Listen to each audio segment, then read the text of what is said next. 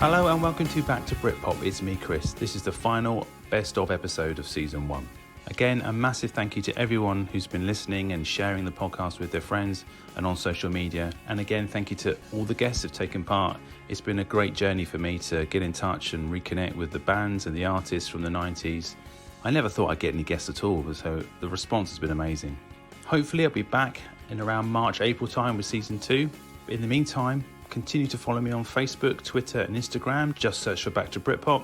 Also, if you can and you haven't done already, please give me a 5-star rating on Apple iTunes, or even better, write a review if you've got the time. And even better, if you want to support me financially, then you can buy me a virtual coffee from my Ko-Fi page. It's £3. I think the first guest on this episode is Kermit from Black Grape.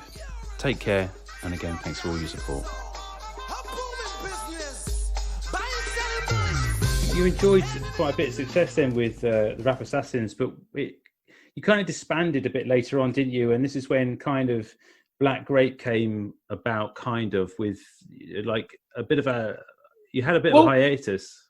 Yeah, well, Black Grape, really at the time, me and Sean we're drug buddies. You know, he'd been kicked out of his band, I'd been kicked out of my band that we both started. You know what I mean? Yeah. Because we were a bit full on. So in a way, it was kind of like it was like a vengeance group. Yeah, we'll show them. But we never got around to doing anything. Really, we just ended up getting fucked up for months and months and months. And then like, really are. And then we decided to get some demos done. You know, phoned up a few heads that we know. I phoned Jed, who's the drummer for the Rap Assassins. Now he's playing for Peter Gabriel, actually. Brilliant drummer, Jed Lynch. Yeah, and Craig Cannon, the Smiths, the guys from Interstellar, and Horse as well, Sean's brother, but they argued like fucking, he couldn't come back, you know what I mean? And then we managed to get these demos together, and then Gary Kershaw heard them, he ran Radioactive in the States and all that. He's like, oh, I'll give you an album deal. Oh, these are brilliant tracks. Okay. And he said, but you need a producer. We were like, okay. So he said, Adrian Sherwood was suggested to us, and Danny Saber. And we went down, we met Danny. And we went, and, we did a bit of work with him. And it went really well. You know, I mean, Sean, the lazy bastards back then, you know what I mean? Like, we just did what we needed to do. You know? So it was a case of like, oh, we're good with Danny. So we didn't go and meet Adrian Sherwood, and it's something that I've always felt bad about ever since, because I love his stuff. But Danny was perfect for Black Grape. He was perfect for it. Even if I could say that now, I didn't know that then. I just thought, oh, this is a really cool guy.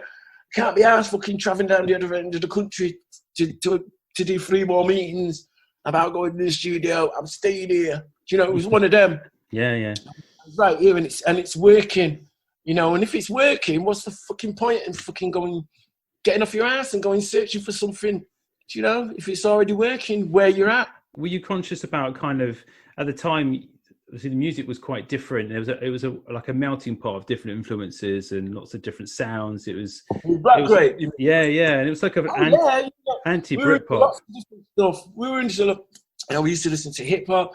We listened to punk. We listened to metal. We listened to jazz. Me and Sean, seriously, we used to get off our fucking heads all day and just listen to every genre of music you can think of and watch Star Trek and sci-fi movies. That's all we did for months. And and talk, you know, we would philosophize, you know. That first Black Grape album, it's got a lot of religious themed tracks, because we were searching, we were both suffering from existential angst, man.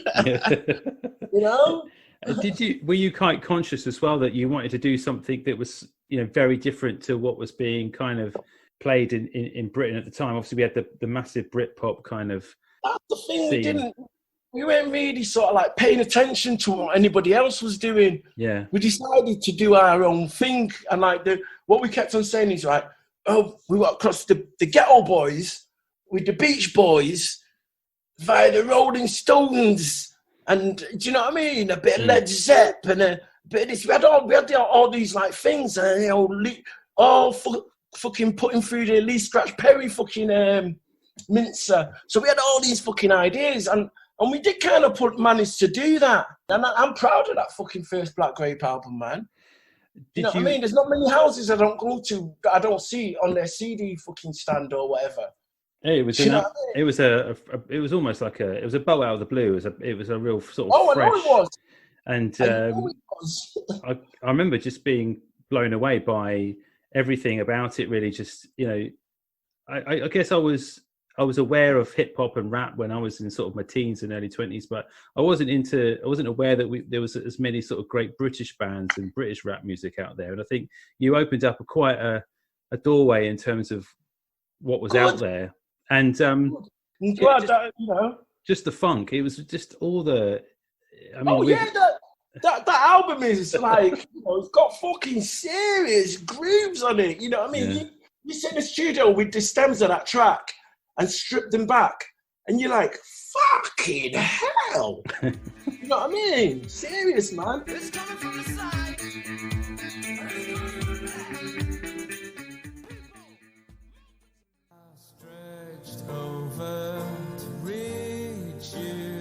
Did you put yourself under a lot of stress in terms of, writing? Yeah, I mean, in the beginning, we told everyone in the world that we were going to be the best band in the world. We said, like, we're going to be like the Beatles would have been if instead of arguing with the Beach Boys, they just allowed Brian Wilson to join, And it's like, but not only that, with a sort of Sly and the Family Stone sort of funky edge as well. And like, it's like there's no limit to our ambition. And there never has been, I've always wanted to sort of create something that's much more special than I could ever be as a person. And that's always been what's driven me. And, I think we've done it a handful of times. We've achieved something that's far greater than we ever had the right to believe, and I think some of that is just down to dogged determination and blind faith and ignorance. And I think, when you're a young band, you need a bit of that because the rest of the world all thinks you're a joke. Until you get some success, it's like, yeah, you're a dreamer with your head in the clouds, and then suddenly you get a record deal and your record's in the charts, and suddenly you're a genius. It's like still the same guy, still the same. Yeah.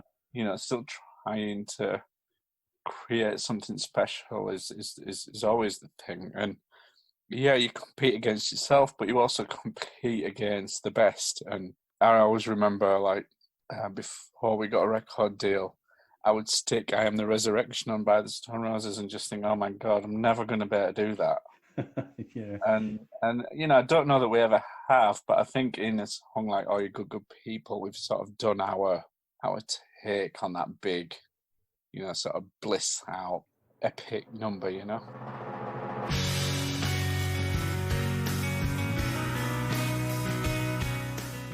When did it all start to get interesting for you in terms of, getting signed? I think it was like 1996, 95, 96.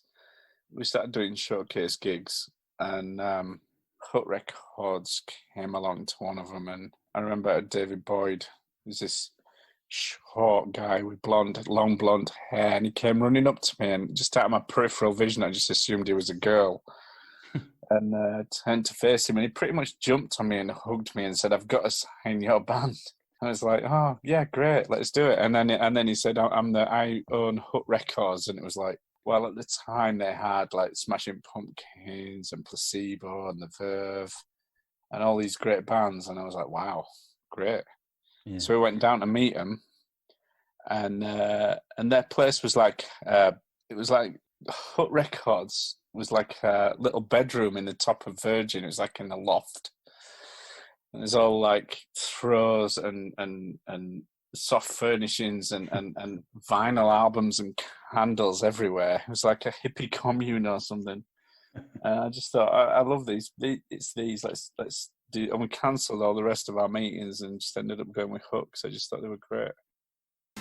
I made my social worker cry. All I did was ask the time that his goldfish took to die.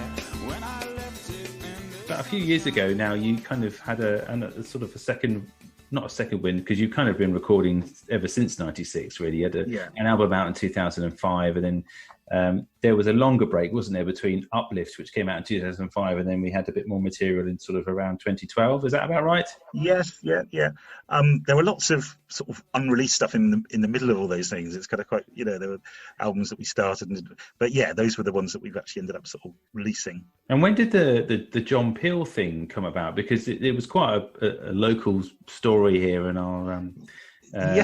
We made on to South Today. Yeah. So we had some John Peel plays, not loads, not many, but he played us, and we sent him our records and wrote him letters, and I think tried to phone him a few times, and frustratingly, I never heard it. It was always one of those things that like someone would say, "Oh, you on John Peel last night?" and you'd listen the next 4 nights, he wouldn't play. Then,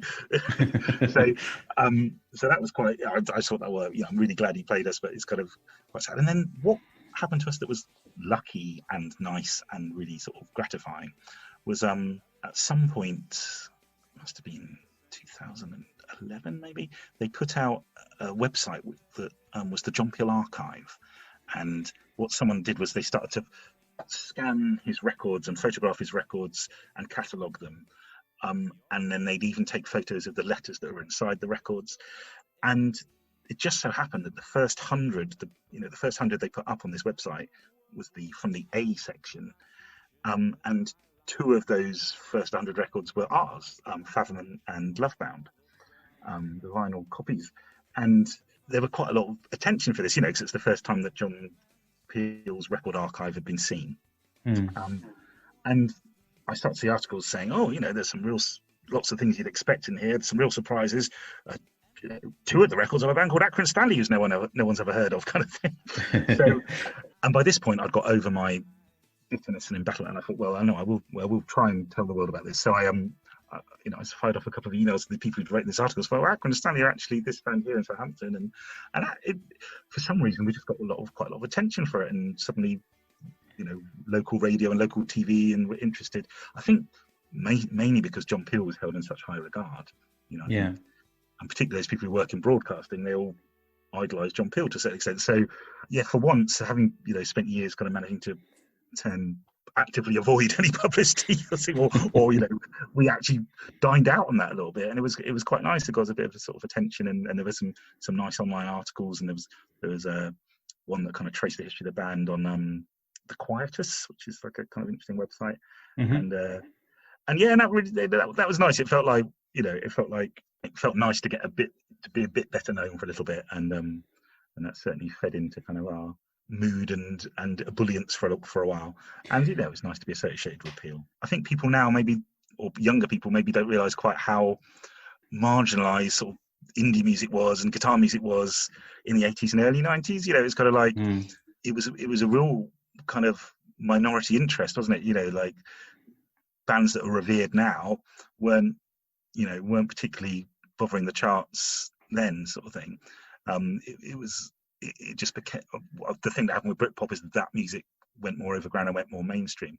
But for a long time, so John Peel was like your ally in this fight against everyone else, Because I missed John Peel in terms of because of my age. So I was Steve Lamacq and Joe Wiley, and then Mark and Lard. They were did the same job. Yeah, they essentially, exactly. And I suppose they had a bit more of a commercial stance to them, because the BBC at the time were pushing British music, and all these bands were just but the good thing about, I think, Steve Lamacq and Joe Wiley, those 2 shows, the evening sessions, was they were playing a lot of music from the States as well. So you weren't just being bombarded with Britpop and British indie, you were getting the Pavements and the Sebadoes and all the other stuff as well, Cannonball and all that sort of thing. So you could really dine out on that kind of the American wave of grungy, not grunge, that wasn't quite happening, but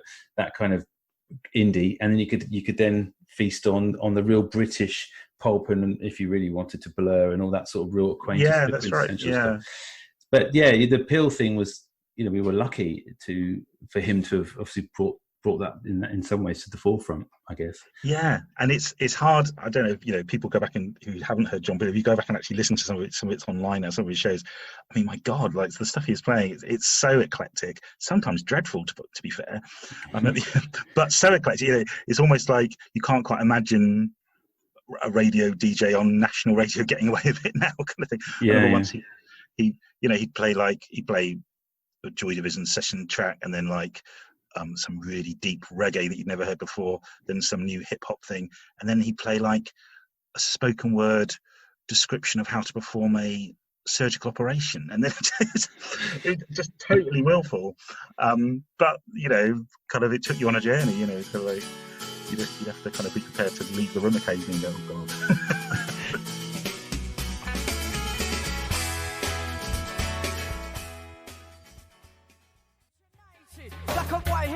You kind of formed at one of those kind of education workshops. It's kind of, that's how they formed, and isn't it, essentially? Yes, that's right. It was like a workshop. Then it became a little sound system formed to do anti-racist benefits, which is why it was called Asian Dub Foundation, because there was really no plan whatsoever. It was just that John Pandit said, we need a name for this act. Because and what we want to do is we want to encourage young Asians to get involved in the anti-fascist fight. That's why it's called Asian Dub Foundation, right? No other. Yeah. And then I came in about 4 or 5 months after they'd started. They'd already used me on some music. They'd sampled me already. I came in, and I think Oni Rutter actually really wanted to make it more of a solid band, and I'd had that background, And so it kind of went from there. And that was I think about May 1994. How did you guys kind of gel in terms of the sound? Was it quite difficult to get? No. Or was it something that happened quite quickly? It didn't take that long, looking back. I remember I did the first gig about June 94. And then I remember about 3 or 4 months later, turning to Dido. It was only how old was he then? He must have only been 15 or 16. I'm in my mid-20s. I was saying to Dido. He turned around to me. Both said to each other at the same time, we've got to carry this on, man. We did a gig where we were supporting Fundamental, Transglobal Underground, and all these nation acts. We were the first act on. And it just felt so fantastic. I think there's a bit of film of it.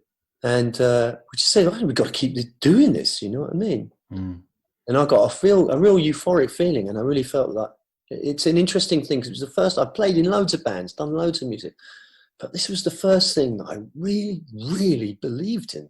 I just said the world must hear this. I had no business plan, we didn't have any. I just really believed the world has to hear this. It needs to, because it's an amazing driving force. Oh yeah, absolutely. Because at the time you had. I'm not saying you were probably definitely going against the grain, but definitely going against what culturally was happening in terms of music. Right. And so, you weren't obviously an indie group, but you had that kind of, I keep going back to punk, but because I think I was into you guys because of mainly the guitars, the rapping, which I was very new to, the urban sound. When I was at college, it was kind of quite an exciting time. There was lots of stuff going on politically and things, and I was feeling quite energized about stuff. And it was kind of like an antidote to Britpop in a way. Whilst I really enjoyed that music and the classic indie, if you like, you guys were bringing something definitely different to the palette. Were you conscious that you were really trying to drill something into the UK that was not there? Yes. Yes, definitely. I wouldn't put it quite like that, but no, I think in general, I think you're absolutely spot on, actually. Yeah, we were on a mission, there's no doubt. Oni Rutter had such an amazing musical philosophy. John had an incredible music background. He was a DJ, he had a massive collection. And myself, we were quite similar in many ways. We were all people who were, had this sort of, South Asian influences from our parents. We were all around the older members. We were around the same age, and we'd been through punk, post-punk, reggae, dub, and politics. And we'd all been very inspired by Black Power movement, Black Panthers, and things like this. We all exactly had this kind of grounding, You know, we was quite similar that way. Whereas, and then we were working with someone who was, you know, like only 15, 16, you know, and he had the jungle. That was his music. Yeah. And we were so excited by that music. I just remember when I first went to my first ADF rehearsal, the DJing and the MCing that those guys were doing, that Dida was doing and John was playing. I mean, I heard the music, but my God, it blew my head off. Absolutely blew my head off. It was the best music that I've heard up to that point. Jungle, and I mean jungle, not drum and bass, which is what it morphed into. It was the most exciting music I'd ever heard at that place, up to that time. It had a dub reggae bass line. It had distorted bass. It had incredibly high speed drums. I love the speed. There's not many dance musics that you can actually dance to that are really fast, right? Yeah. Not really.